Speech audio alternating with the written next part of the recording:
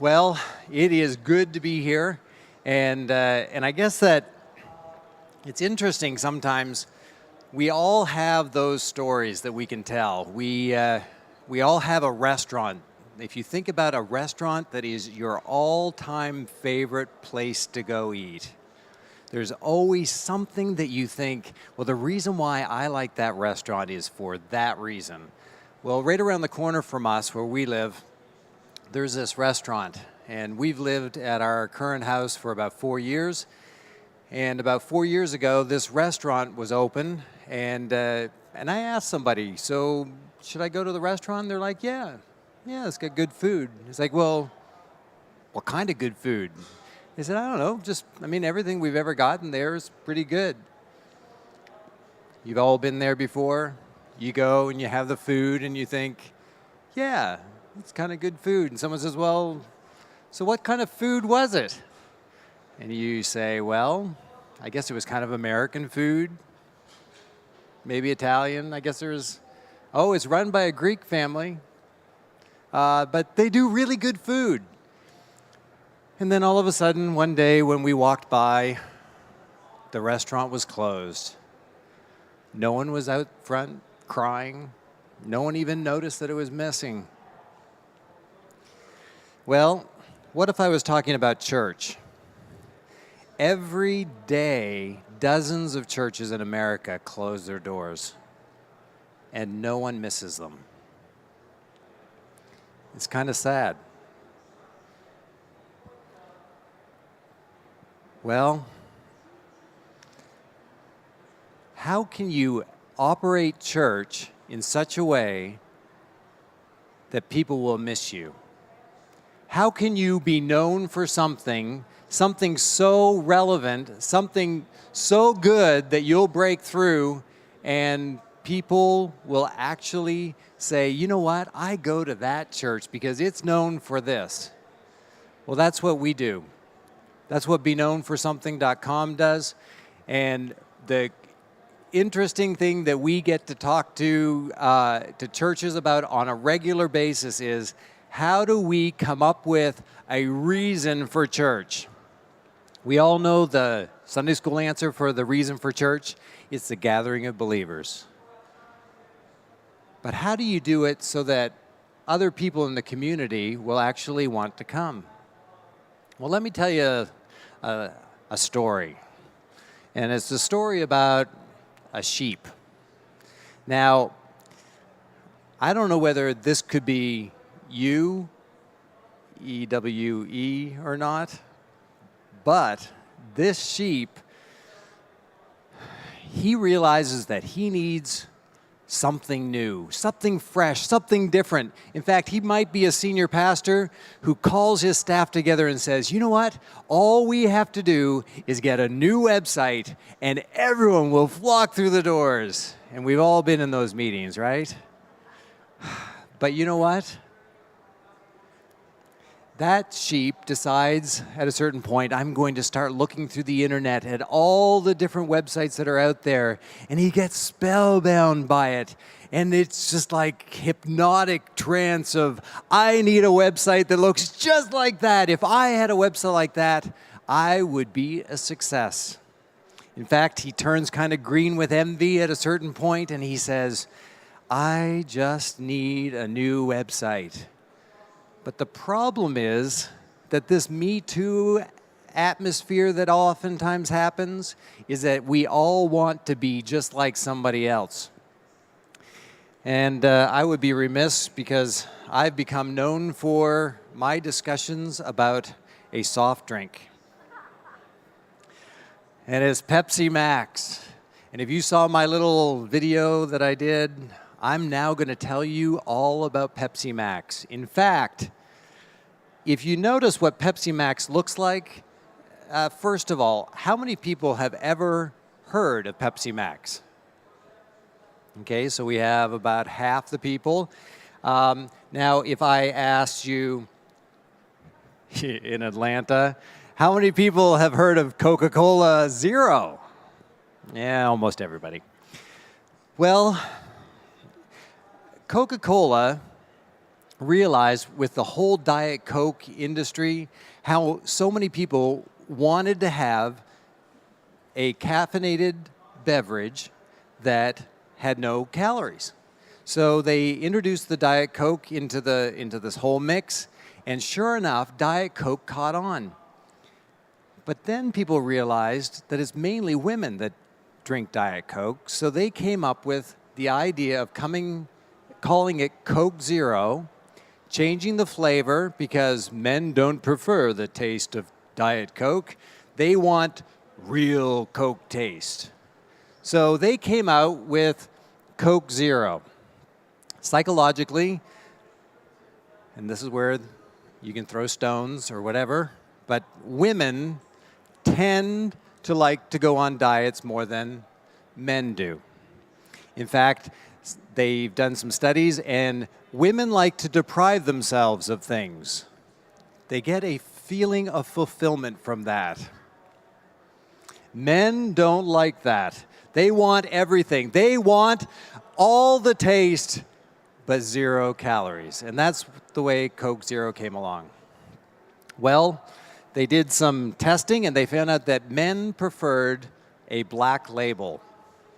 So sure enough, when they put all the focus group testing out and they had all the sodas, different labels, by far men preferred to pick up a bottle with a black label. So that's the way that the black label came along. Well, Coke Zero took off. Men started drinking it. In fact, I love watching on the flights. If they have Coke Zero, it's like everyone says, yeah, I'll have a Diet Coke. I'll have a Diet Coke. And then a man will say, do you have Coke Zero? In fact, I've asked the flight attendants before, it's like, how many other people ever get Coke Zero? And they said, you know, every so often a guy will ask for it. Yes. Well, Pepsi, who is notoriously a Me Too brand, because why is there Pepsi? It's because there was a Coke. And Pepsi came along and said, we're going to be just like Coke. So can you see a similarity? It came out second. It has a black label, and it wants to be just like Coke Zero. So all you have to do is just build another brand that looks just like the other brand that's successful, and you'll break through, right? Not so fast. In fact, Coke Zero outsells Pepsi Max 5-1. Pepsi Max is going to go away, sadly. And what I can't understand is even the advertising and the marketing that Pepsi Max does, they bend over backwards to make sure that it's being compared with Coke Zero. It seems ridiculous. It's never a win-win situation when you say, I'm just like somebody else. You will almost always fail, just like Pepsi Max is failing. And since this is going out live on the internet, Pepsi, if you're listening to this, I would love to work with you. Because what's interesting is that there is a huge difference between Pepsi Max and Coke Zero. And have I told you what the catchphrase is for Pepsi Max? It's real Pepsi taste. 0 calories. In fact, they can't put zero, Z-E-R-O. There's actually a 0 here because they can't copy. But they've done everything exactly the same. But why do I drink Pepsi Max? I drink Pepsi Max for only one reason. I don't like Pepsi taste. In fact, I prefer the taste of Coke Zero. But I drink Pepsi Max because Pepsi Max has 3 times the caffeine of Coke Zero. In fact, it has almost twice the caffeine of a Mountain Dew. Ooh. And I tell you what, I have enough Pepsi Max for everybody, I think. So if you go over to our booth, which is 141, I have a cold Pepsi Max for you if you need a little pick-me-up.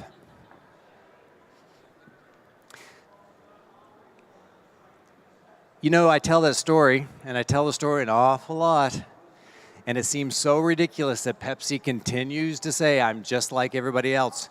But we in the church want to be just like everybody else in the church. And this morning, Alan did a great job in that keynote where he started talking about the fact that the only reason why we do things is because the church down the road's doing them. Or that big church, they come out with a program, so we come out with a program. And the problem is that if you're saying we're just like somebody else, you will almost always lose. So how do you break through? How on earth do you become known for something? Well, if you don't know what you want to be known for, you have absolutely no clue, you are going to be a failure. Because only the people who are known for something help people make choices. If you think about it, every time you choose a brand, it's because of some brand promise, and you've chosen to accept that brand promise. Me too never works. So, all we like sheep, maybe even that sheep, have gone astray. We have to start doing something differently. In fact, it seems like as the church is in decline, we've decided that we're going to jump on the bandwagon and have a good slide because we're just doing it the exact same way every single time. And the problem is that if you don't make a claim and if you don't actually become known for something and push what you're known for, you will just be considered a church. And right now, church is on the downward slide in whether people like you or not. In fact, the negative perception of church is gaining in momentum. If you want to be part of that, if that's what you want to be known for, do absolutely nothing and continue doing what you're doing right now. So what's a sheep to do? Well, I'm not going to pull the wool over your eyes. I'm just going to lay it out. If you're thinking all we need is a new website, you don't need a new website. What you need, of course, is good content. And there's two things that come with a website, and there's two things that come with a good outreach program, a direct mail campaign. Just to give you a little bit of background, for almost 27 years, I've been working for advertising agencies in Canada and the United States. And there's some Canadians watching online, so hey, Canadians. And I'll say out and about and house and maybe. But I'm going to take those 27 years and I'm going to compress them into 1 hour where we're going to talk about some specific ways that you can become known for something. And it all starts with content. Now, granted, just so that you know, I'm going to give you some tips and tricks on how you can make your design better. And that's going to come at the end. But right for now, let's talk about content. Okay, how do you be known for something? Realize that be known for something, if you want to be chosen for some reason, you need to determine what that reason is going to be. Because people make choices based upon what you're known for. If you consider communities, how do communities even start? I mean, imagine if you were to go way back in time and you look at a huge field, a huge open area, nobody lives anywhere. Somebody, the little house on the prairie, somebody comes in and sets up a house. And then all of a sudden, somebody else comes alongside and says, hey, well, I'm kind of like you and I want to do what you're doing, so I'm going to cluster with you. So clusters start happening. And as these clusters keep happening, that's the way towns and cities are being built. In fact, as all of these people move in, oftentimes people like to live next to somebody who looks like them or has the same preferences as them. What's really cool about that when you study demographics is you start seeing trends that happen in communities. And these cluster groups, ultimately, everybody always wants to talk about their similarities, but I want you to think of only one thing.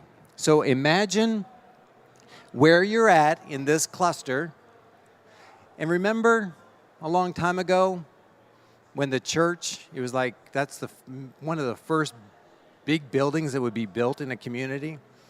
Well, the reason why, and the one thing that you need to know about your community, is you need to figure out what the pain is. If there is a similarity in demographics, there will always be a similarity of pain. So why do you want to know? Well, imagine maybe, so we're going back to the whole restaurant thing. If you have a group of people, you will have a group of people that are hungry. So if you can identify, wow, everybody here seems to be hungry, somebody comes along and says, well, I bet I can come up with a solution for that hunger. And that solution for this is going to be a hamburger. Why? Because I'm Mark MacDonald, and hamburgers are the way to go. So somebody comes along. Imagine we're on the Little House on the Prairie. I mean, these people don't have any restaurants at all. So they're hungry. They don't want to cook for themselves anymore. They want to go out. Somebody comes along and says, I have a hamburger for you. So tell me, the person that, I'm going to be over here. So that person right there, they decide that they're going to try this hamburger. And it's the first time they've ever eaten a hamburger. So then they think, this is crazy. I mean, it's fast, it's nutritious, it's easy, it's really good. So they tell somebody, and then why do people choose it? It's because it's the only one. And the joy of being the only one is that people, if you solve a problem a specific way, they will come and they will choose you, right? Imagine if you were the only church in your area. Woohoo! I mean, everybody would come because you would solve the pain of what they were looking for in spiritual growth. But what always happens is that somebody else comes along and they build a hamburger joint. So now, which hamburger joint do they choose? If it's exactly the same product, because everyone wants to be just like everybody else, if it's exactly the same product, why does this person choose this one? It's close, right? That person over there goes to that hamburger joint. And then, as you all know, as hamburger joints start popping up, they pop up all over the place. And then they keep multiplying and multiplying. And then you have a whole bunch of hamburger joints solving the pain of hunger in all of these little cluster groups. So now, all of a sudden, you have a bigger difference. When there's two hamburger joints that are close by, how does that person make a decision? I mean, ultimately, do we go to this hamburger place or that hamburger place? And that's the problem that we end up having. It's like all the hamburger joints are on one street. In fact, if you have this street and you have all the hamburger joints on that one street, how on earth do you make a decision? And that's the joy that we're facing right now. Because ultimately, we are all on one street, and it's the Google street. Because if someone's looking for a hamburger joint and they Google hamburger joint, Google, who is an expert at hamburger joints, serves up all the hamburger joints that they want to go to. So it's almost like everybody's choosing based upon the Google street. So how do you stand out in that?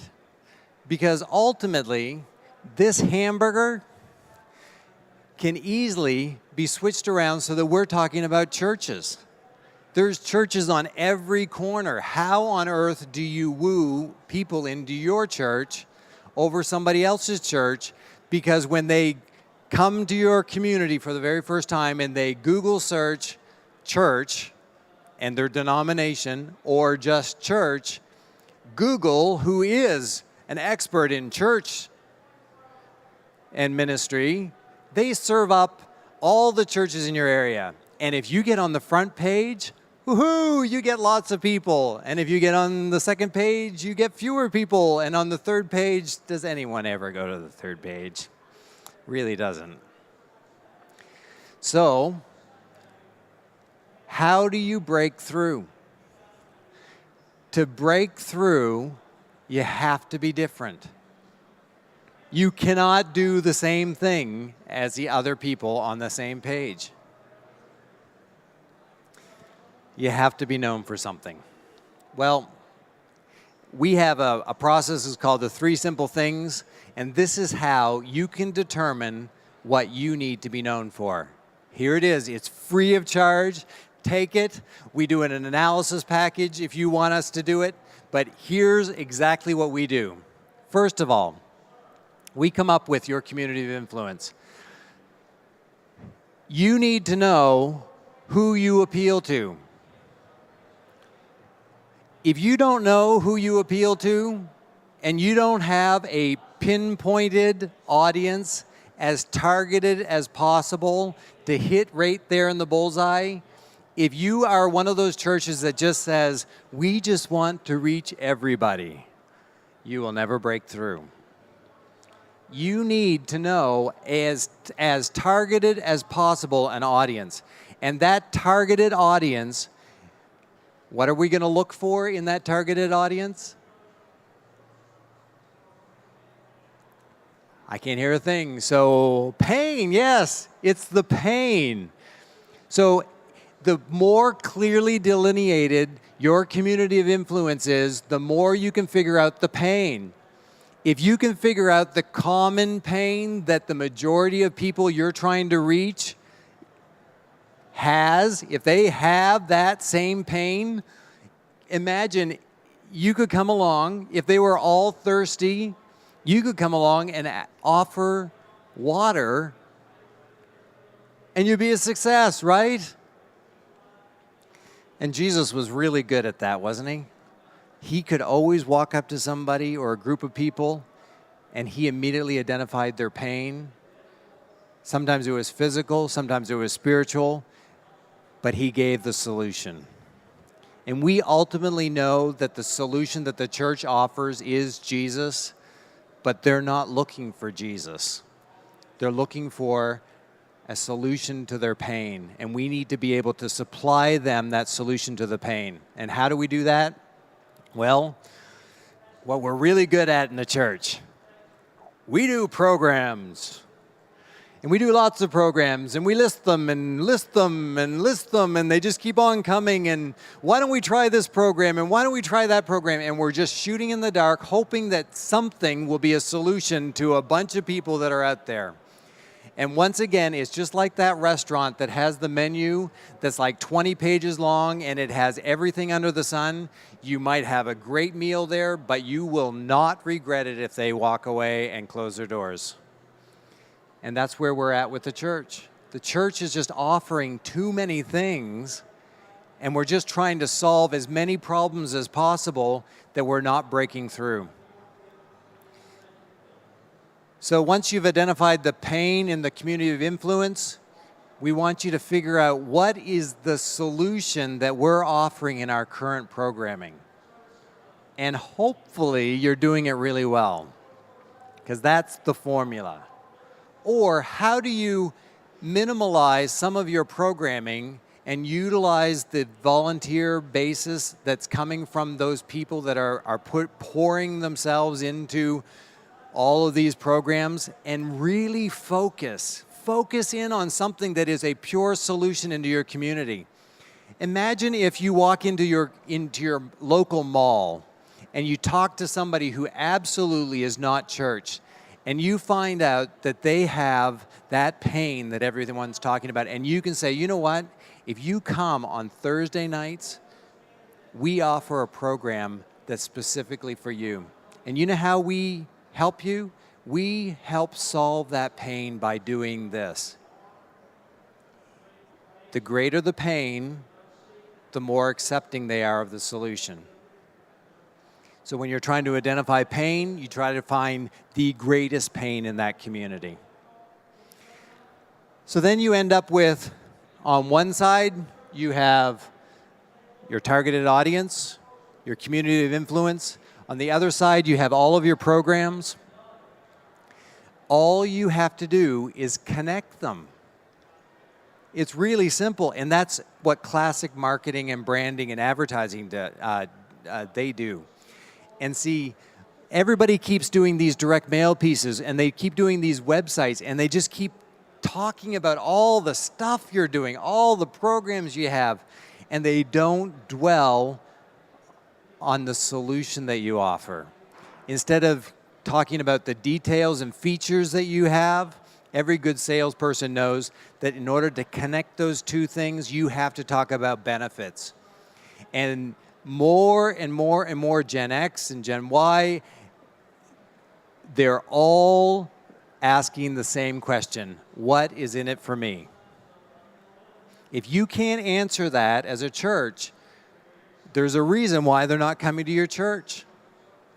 And you have to be able to answer it as fast as possible, because people are not listening anymore. They're not reading anymore. Paragraphs are almost a thing of the past. And we're going to talk a little bit about that in a couple seconds. That benefit is the thing. You might have a listing of all these benefits. You need to figure out what is the one benefit that will break through above all those other things. So that if, you know, the good test of a be known for something benefit, if it's something that you can say, here's what we do, and the initial reaction is, whoa, how do you do that? That's a really good benefit, because we've all been there, right? That app that somebody downloads onto their phone, and they're like, hey, did you know that I can look and see when someone rings the doorbell? I can see who it is, and I can actually talk to them. Dude, how do you do that? I mean, there's the benefit. The benefit is I get to talk to somebody that's at the door before I actually have to open the door. Does that all make sense? It really is just a formula that you need to figure out and customize for your own purpose. Well, how do you do that? I would certainly suggest creating a team. Don't do this by yourself. This needs to be a team effort. You need to figure out who that community of influence is. To be preemptive of some questions, everybody always says, yeah, but how do we pinpoint the team, and how do we say that the teens are more important than the seniors in a church? Or how do you pinpoint at that particular audience? Oftentimes, the older the group, the more wise they are, and the more they realize how much they need to support the younger people. It's harder to do it the other way around. Hey kids, we're going to try to get more seniors. Probably won't happen. And then edit. Whatever you come up with, edit it down, make it shorter. People are not listening anymore. Every salesperson knows about the elevator speech. Everybody needed to have an elevator speech. And in fact, the elevator speech always was 30 seconds. In 30 seconds, you need to be able to tell somebody the benefit of your product or your service. Well, now that the analytics have caught up, we realize that they don't even have 30 seconds, that the average person on a web page takes 10 seconds on a page. I dare you. Call up any page on your website, put a timer on, and see how much you can read in 10 seconds. And you know what's really ludicrous is the fact that we're building websites with lots of content, and we put them in paragraph form. And did you know that it's actually diminishing returns? That if you have, okay, because the average American and Canadian, reads about 300 words per minute. In 10 seconds, that would give you how many words? 50 words. So if you count how many words are on a page, if you put more than 50, people will read 50 words if it's not in paragraph form. And then if you put more than 50 words, people actually are repelled by those pages. They stop reading if it's too much over 50. And the more over 50, the more people don't read it. You've all been there, right? You get those emails and it's like you start scrolling and then it's like, oh, dude, how long is this? And you go to the bottom and it's like, yeah, I'll read that some other time. And we all know what happens to those some other times. Doesn't happen. Where if somebody just writes a very small amount, you scan it really fast and you instantly answer it and you'll actually get better recall and better answering or better attention to something that's really short. We as a church, and I know I'm stereotyping a little bit, but as a church, we love to hear ourselves speak. We love to have long brochures. We love to have long websites. We love to have long pages. And you know what's happening? We're building websites that nobody comes to or reads. That's exciting, isn't it? And you know what? You're using volunteers and the volunteer times, or maybe you're even paying somebody to build websites that nobody's reading. You don't need a new website. You just need edited content. Okay, now, this is the fun part. We have 2 teams, and I'm the head of those teams. I'm the creative director at Be Known for Something, and I'm also creative director at Pinpoint Creative Group. Pinpoint Creative Group comes alongside, and after we figure out what you want to be known for, we actually move you over, or we work with your creative team as virtual creative directors, but we build websites ourselves. We do direct mail pieces. We do things that actually work. We build things that people want to read. Well, let's talk about design. And I have no idea what time it is. I've got tons of time. Okay, so first of all, with your design, just like the content that's on your website, be simple. And when you think you've got it simple enough, be simpler. Because if you look at the good stuff that's out there, ultimately, they're doing it incredibly simple. Look at the menus that are at really good restaurants, the ones that are really successful. There's very little content on there. So you have to do that through a sitemap. Site mapping is something that makes people very rich in the agency business. And here's everything we do with site mapping. Take a blank piece of paper. Everybody can have a blank piece of paper. At the top of that piece of paper, write your URL, www.mychurch.org. So that's all you have to do. Underneath that, you want to write what you want to be known for. So, in order to do this, you need to go through the process of figuring out what you want to be known for. Because every page on your website, here's a big shocker, it has to emphasize what you want to be known for. So, underneath that home page, the URL, you list everything that you feel is necessary in a simple fashion, everything that you would like to have on this homepage. There are certain things on a church website. People want to know service times. People are coming to you for your service times. It probably should just be on your homepage. Just give in and put it on your homepage. People are looking for denomination or doctrine, surprisingly. If you have a doctrinal name, if it says such and such United Methodist, that's all you need. But the majority of people will choose a new church based upon denomination or doctrine. If you have one of those names like Clutter just came to mind, Community Church, or just one of those names that just we don't want to sound like a church because because when they come in, they'll realize that it's a church, and then we can, anyway, I could go off on something there. But if you have something that does not have a denomination as part of your name, you have to have a strong link that leads to a doctrinal statement, because the unchurched is leery, go figure, of churches baiting and switching. It probably, the first thing should say, we do not kill children or something. So, after you have what you have on your home page underneath that URL, then in as few as possible, we recommend about 4 or 5 links, 4 or 5 major links that are going to be on your home page.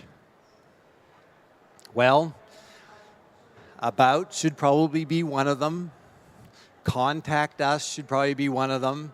And then you've got to figure out, are you going to go product-based or are you going to go audience-based? So those 3 simple things that we just talked about, the benefit's going to run through all of it, but you've got to figure out, will the average person be coming and looking for an age group and what the benefit is, or is the person going to be coming and looking for a product-based?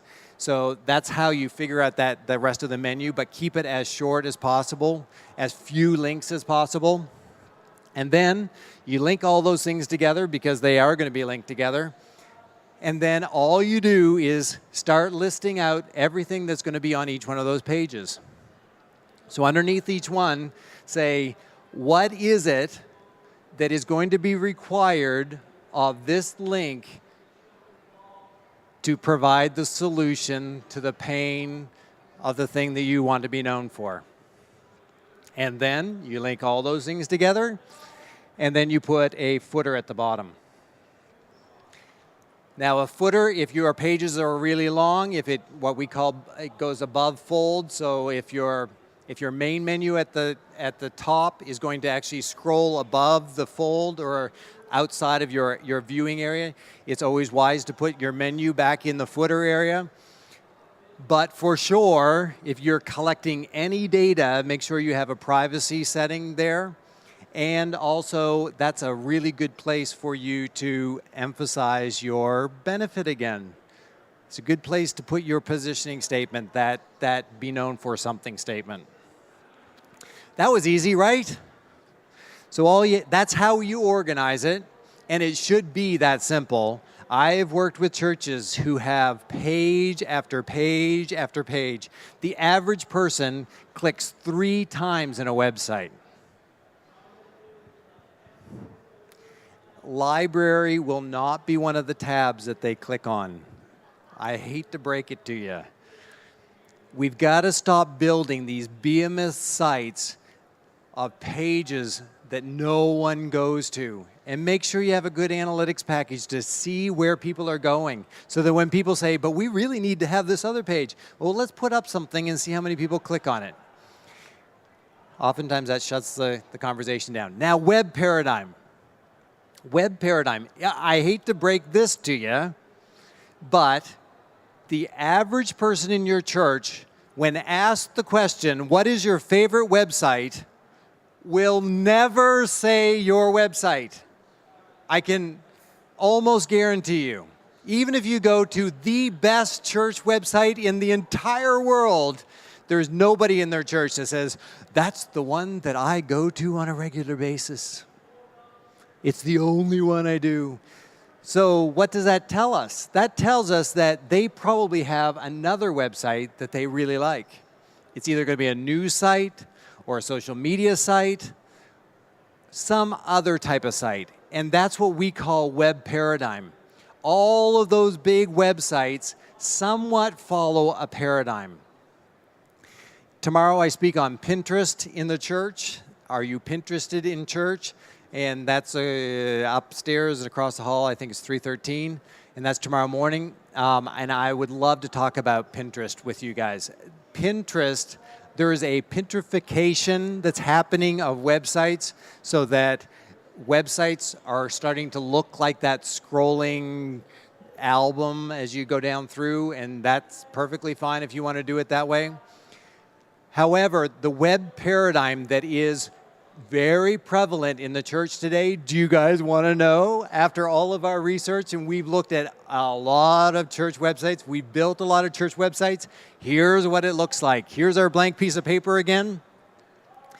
Go figure, at the top, there is a header. That header should contain really only one thing. But you can do some other things. They probably won't look at it. In fact, did you know that if you have a home page, when somebody arrives on the home page, remember the 10-second rule?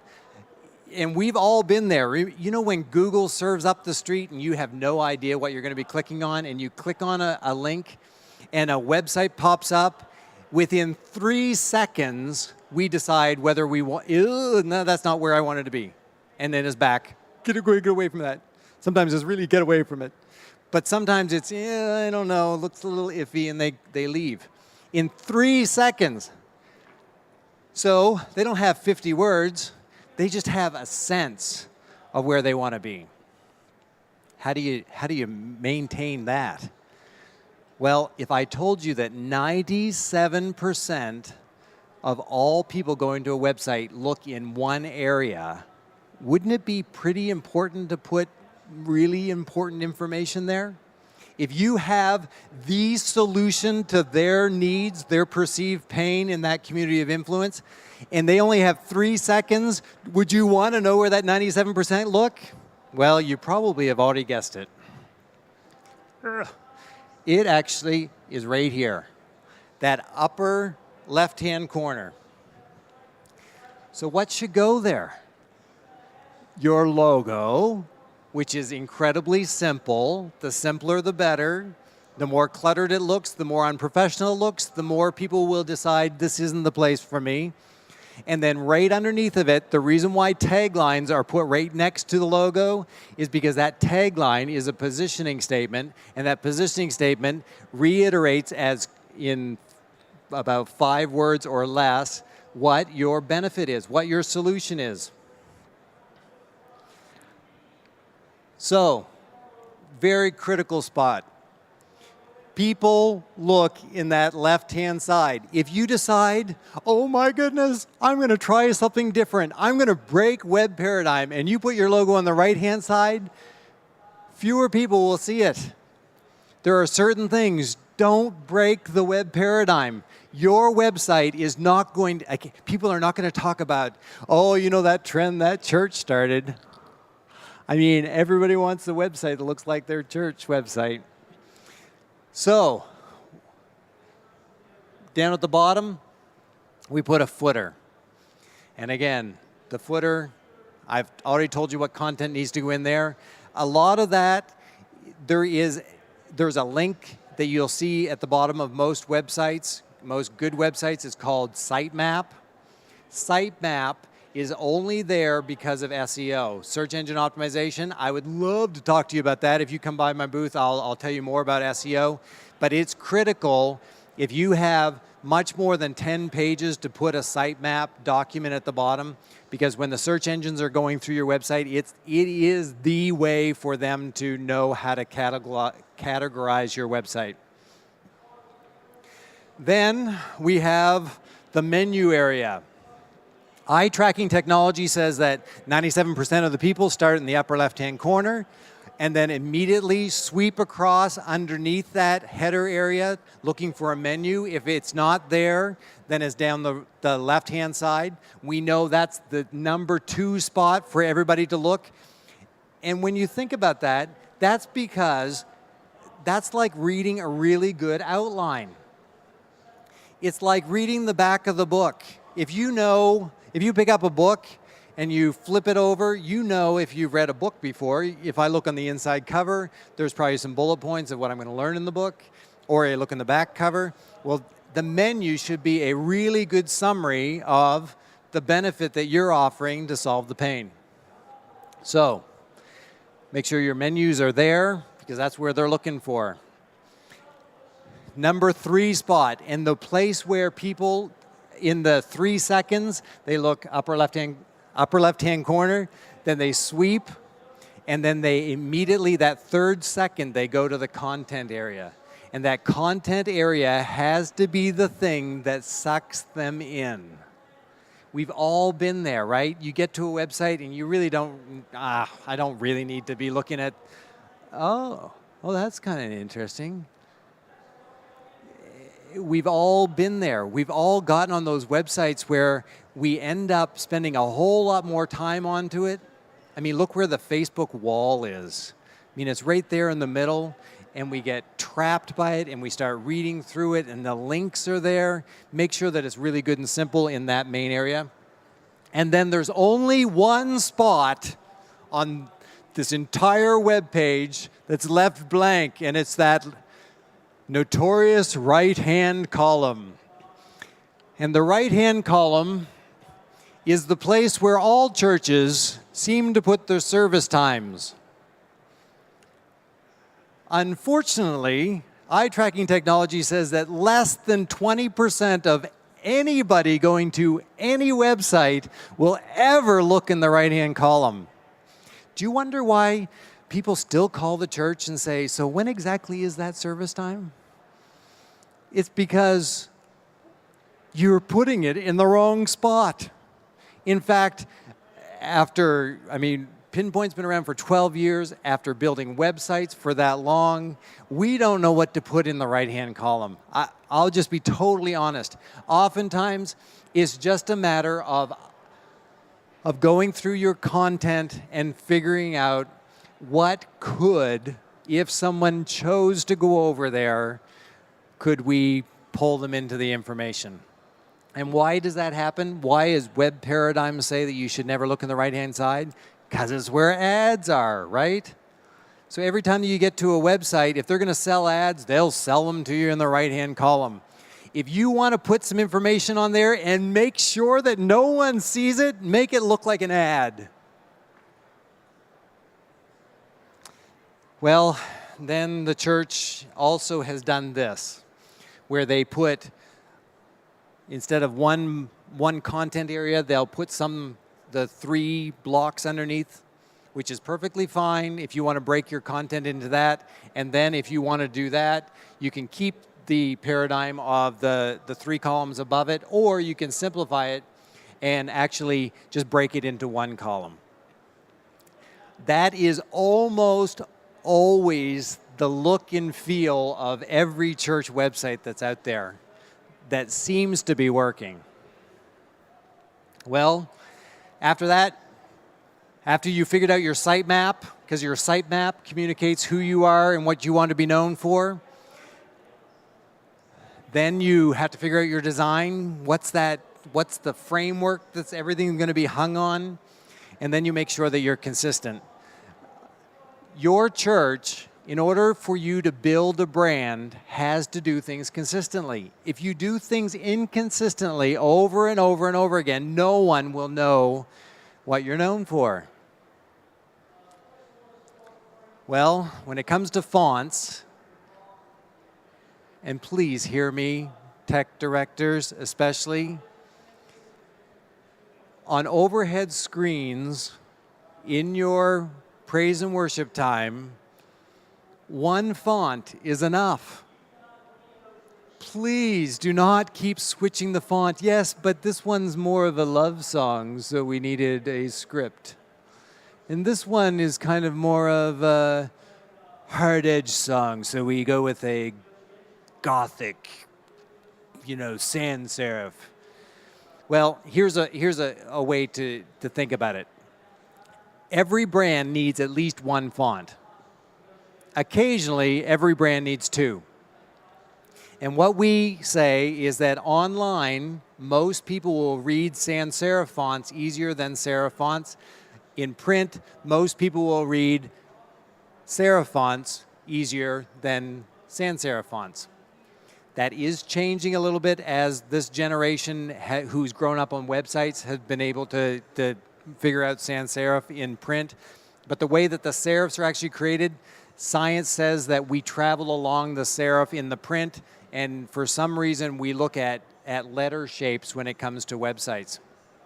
Also, reverse text, white on dark, works better on websites than in print. In fact, it slows people down in print to be able to go in reverse. And the reason why is because print technology requires light to bounce off, where web technology is pushed at you. Okay, so then you also have a color palette. And that color palette, we like to think of it as a suit color. And you have a primary color, which is represented by the suit. So you would have a large amount of that color. And then you have the shirt color, which is your medium amount, the secondary color. And you want to make sure that those two coordinate really well together. And make sure your primary color is used on a regular basis, so much so you can be known for something is the blue color. When we talk about pinpoint, we switch it over to our orange color. And we just use it and use it and use it. Make sure you like the color. That would be a really good color to like. And then your secondary color, make sure that it actually has a complementary manner about it. And then your tie color, that tertiary color, it's that pop color that you wouldn't want to have as a huge amount that's used in the primary color or the secondary color. And then just determine it, like I did over here, big amount, medium amount, and then that little amount.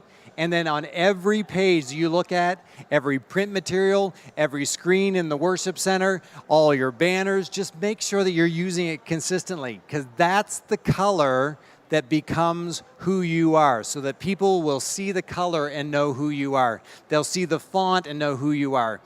If you don't use your color enough, or if you don't use your font enough, or if you don't use your positioning statement enough so that you are absolutely sick of it, then you're not using it enough.